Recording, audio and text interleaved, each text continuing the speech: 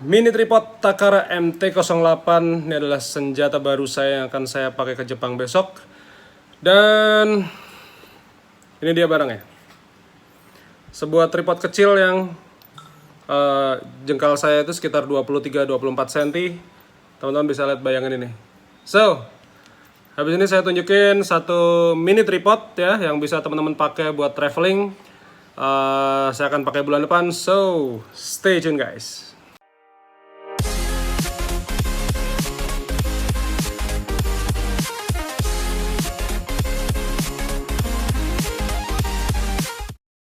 Halo teman-teman semua, nama saya Bima Aditya. Terima kasih sekali sudah datang ke channel YouTube saya.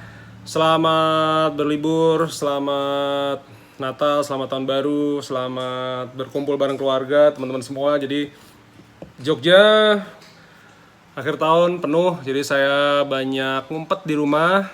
Kemudian ya kumpul keluarga, masak segala macam, mungkin sesekali ngecek jendela sama sapulu.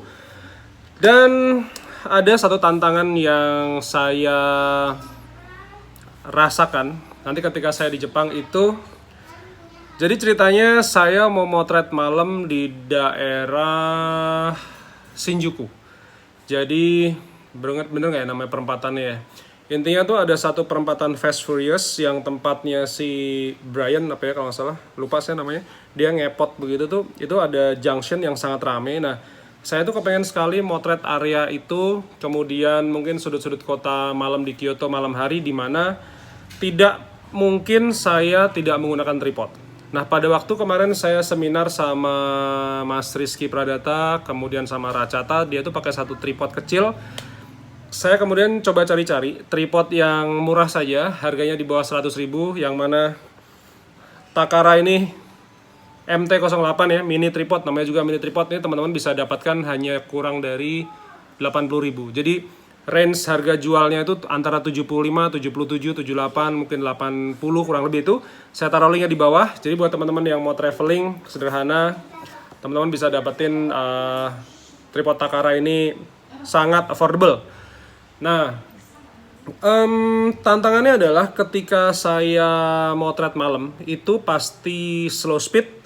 Maka untuk keperluan Shutterstock saya tidak mungkin menaikkan ISO, karena menaikkan ISO akan berdampak kepada noise yang nggak karuan.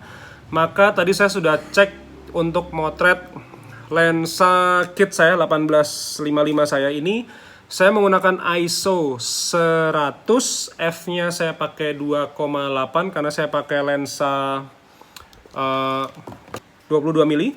Nah, ini saya dapat exposure-nya atau kecepatan rananya adalah 1/6 detik. Jadi ini sangat lambat, nggak mungkin tangan saya, tangan teman-teman juga mampu menahan shake-nya menekan tombol.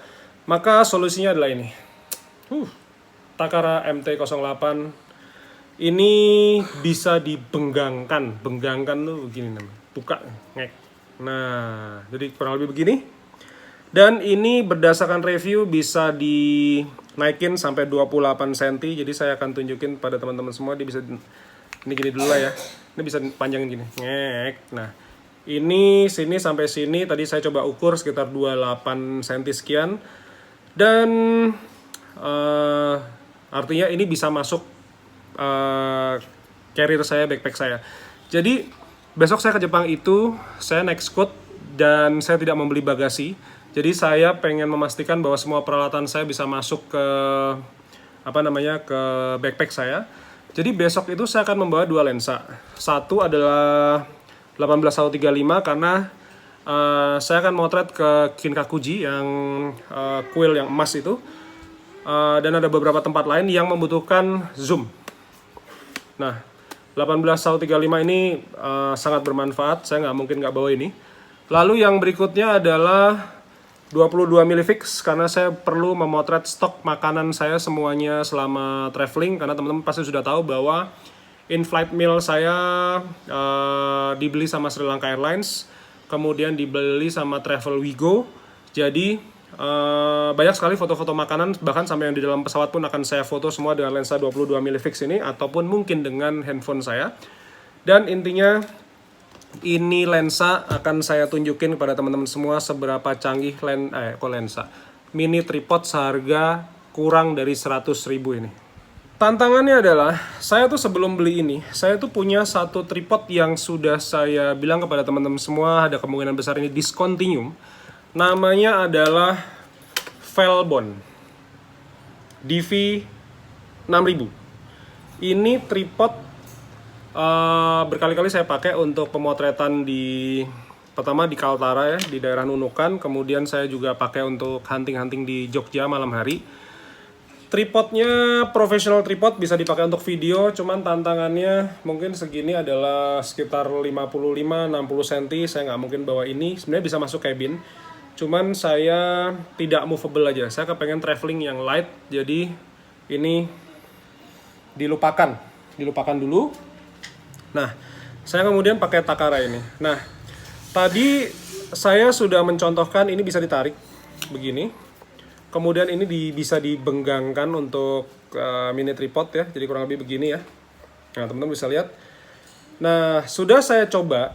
Kalau misalnya posisinya ini kan, jadi kan di sini ada screw-nya ya. Ini bisa ditekuk gitu. Jadi kita officially bisa motret portrait lah.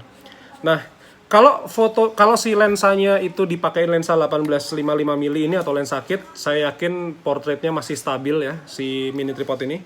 Tapi kalau saya motretnya pakai ini udah jelas nggak bisa karena lensa ini sangat berat. Maka kalau saya motret pakai ini, jelas posisinya adalah landscape. Nah, tadi saya sempat motret portrait ini, hasilnya adalah seperti ini, itu dengan f2,8 dan posisinya portrait itu menggunakan tripod ini dan sangat stabil. Maka apalagi teman-teman cuma motret pakai smartphone ya, jadi ini bisa dijadiin semacam selfie stick sebenarnya, tapi pendek lah ya, jadi cuma kurang lebih begini. Tapi ya lumayan lah kalau buat foto-foto. Besok saya di Sirakawa sama istri saya pikir udah cukup mumpuni. Saya taruh linknya di bawah, siapa tahu teman-teman ada yang mau traveling. Dan Takara MT08 ini insya Allah sangat kompatibel, karena ya ini guys, berapa 20 cm, 18 cm, mungkin ini 20 cm, ini oke banget sih menurut saya. Ini boxnya kurang lebih begini. Dijualnya ada yang ini sama ada yang pakai phone holder, cuman saya udah pernah beli phone holdernya. Bebas aja sih kalau teman-teman butuh phone holder yang monggo, enggak juga nggak apa-apa. Cuman kan saya kebutuhannya untuk pemotretan ini ya, jadi kebutuhannya ya cuman pakai mirrorless. Sebagai tambahan, tadi review tripod udahlah, teman-teman kalau butuh tinggal cek link di bawah, semuanya udah ada. Sebagai tambahan buat teman-teman, saya masih mau menanggapi intinya tentang suka duka data licensing sampai sekarang. Saya yakin sih yang masih tanya dan meragukan data licensing itu sepertinya satu, tidak nonton vlog saya sampai habis, karena biasanya yang di bagian penghabisan itu mindset. Di bagian awal sih technical, cuman mindsetnya ini yang jauh lebih penting. Lalu yang kedua, biasanya pikirannya tertutup. Kalau pikiran tertutup itu udah susah. Jadi kebanyakan orang itu, yang saya sedihkan ya, yang menyedihkan dari kontributor Shutterstock di Indonesia, itu bukan perkara fotonya nggak laku. Kalau sekarang nih, yang menyedihkan dari mentality kontributor sebagian yang ada di Indonesia itu adalah menganggap bahwa karya yang masuk data licensing itu adalah karya gagal. Sebenarnya tidak demikian, karena saya sudah bikin 3 vlog ya tentang data licensing, teman-teman silahkan cari sendiri. Intinya data licensing itu adalah sumber uang tanpa batas masa depan, di mana artificial intelligence lah yang menjadi mesin di belakangnya. Salah satunya adalah Elon Musk. Kalau misalnya Elon Musk itu adalah salah satu orang yang mengucurkan dana untuk data licensing Shutterstock, termasuk artificial intelligence untuk ChatGPT-nya dia, salah satu investornya si Elon. Kemudian untuk Tesla-nya dia, maka ya sekarang rasanya nggak ada yang meragukan Elon ya, bahwa ini orang gila satu ini memang punya uang yang cukup besar. Kemudian dia ketika menginvestasikan kepada artificial intelligence, dia punya sumber daya pendidikan, research, dan kemudian dana yang sangat besar juga. Cuman di Shutterstock ini memang secara data demografi ini belum jelas. Kenapa belum jelas? Karena pembelinya robot. Dengan pembelinya robot, maka kita sekarang sistem saat ini, teknologi saat ini belum bisa mendeteksi ini di foto ini dipakai untuk apa, tujuannya siapa, sama siapa, belum jelas. Karena pembelinya robot ini pembelinya jauh lebih masif lagi. Tapi yang saya bisa bilang kepada teman-teman semua bahwa data licensing ini duitnya ini sumpah gede banget guys. Sekarang sih mungkin cuma $38, $28 untuk satu kali download tanpa diketahui data demografinya ya. Cuman nanti ke depan ini bisa ratusan dolar, saya yakin betul. Karena industrinya memang sudah ke arah ke situ. Dan sekarang gini, ChatGPT yang berbayar aja $20 per bulan. Berarti sekitar 240 atau kurang lebih mungkin bundling price $180 per bulan. Photoshop, Adobe Photoshop itu yang pakai apa tuh namanya AI ya, pakai artificial intelligence itu sekitar 10 atau 12 juta per tahun. Jadi sebenarnya dana yang digunakan untuk membership keperluan si data AI ini, data licensing ini sangat besar. Jadi lebih dari cukup untuk membayar kita semua di harga mungkin $38, $28, $50 per downloadnya.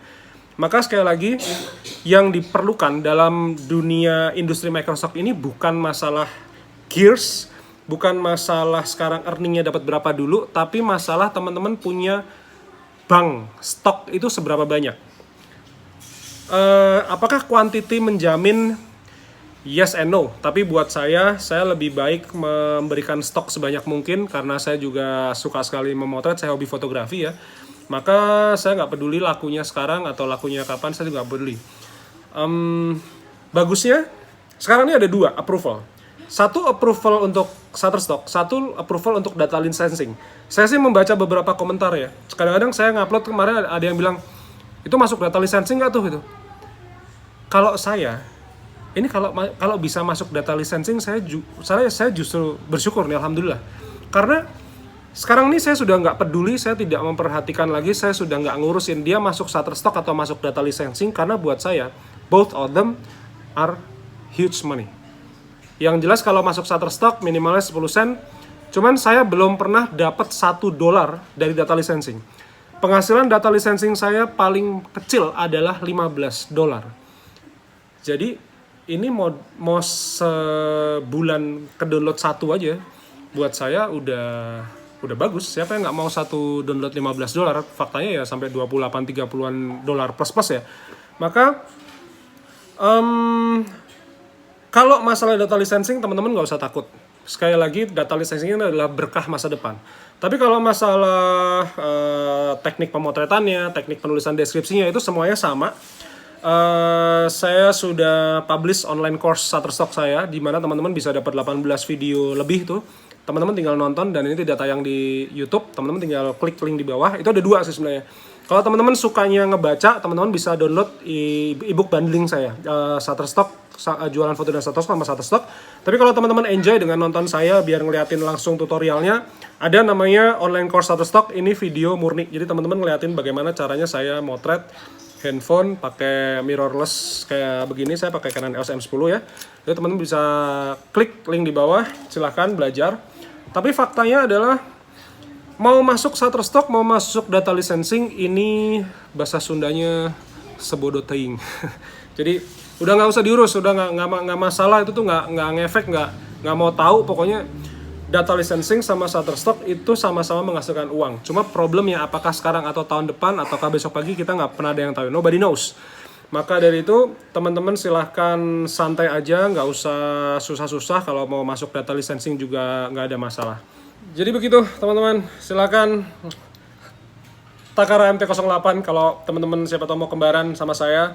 Saya kebetulan nggak bawa bagasi besok ke Jepang, jadi make sure saya semuanya seramping mungkin. Baju juga nggak terlalu banyak ya, paling cuma long john dan jaket aja. Tapi selebihnya saya akan berkarya. Yang jelas akan menjadi stock shot list saya adalah, satu adalah kulineri. Ini seluruh dunia membutuhkan. Lalu yang kedua adalah landmarks. Jadi landmarks misalnya Arashiyama bambu ya. Kemudian apa tuh namanya, Kinkakuji. Saya mau ke Kiyomizu Dera di Kyoto. Dotonbori, ketika datang saya akan ke Osaka dulu, motret ke Dotonbori. Kemudian Takayama itu ada Old Town. Kemudian ada Shirakawago yang kawasan heritage, itu jelas wow. Ini kayaknya, karena saya nggak ngerti ya range-nya seberapa jauh. Jadi kalau saya lihat dari lokasi, kalau dari suhu itu kan sekitar -1, -2 bulan Januari besok. Kemudian kadang ada satu rumah yang menarik, cuman karena kehalang sama salju, jadi saya nggak bisa mendekat. Maka 18135 ini adalah wajib ainnya saya besok ketika saya ke Jepang.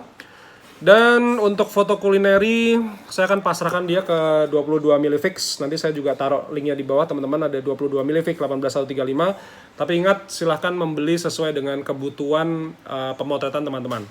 Saya punya 3 lensa, 1, 2, sama 3. Karena memang saya murni hidup dari fotografi, jadi teman-teman sesuaikan. Kalau teman-teman masih hobi, maka beli saja Canon EOS M10 atau Canon EOS M3, EOS M6, EOS M50, EOS M100 atau misalnya yang lain, tapi sesuai dengan kebutuhan. Kalau misalnya teman-teman butuh blur-blur banget ya 22 mili yang terbaik. Teman kalau enggak ya lensa kit juga sudah cukup gitu ya teman-teman. Mudah-mudahan video kami bermanfaat. Silakan who knows mau kembaran sama saya buat mini tripod yang ini rigid banget sih buat saya. Terus ininya juga seret gitu, jadi insya Allah masih oke. At least untuk pemakaian 1 tahun ya, 1 tahun, 2 tahun. Harganya 80 ribuan, nggak nyampe. Saya pikir reliable lah buat kita semua. Mudah-mudahan bermanfaat. Sampai ketemu di video berikutnya besok pagi jam 5, so stay tune.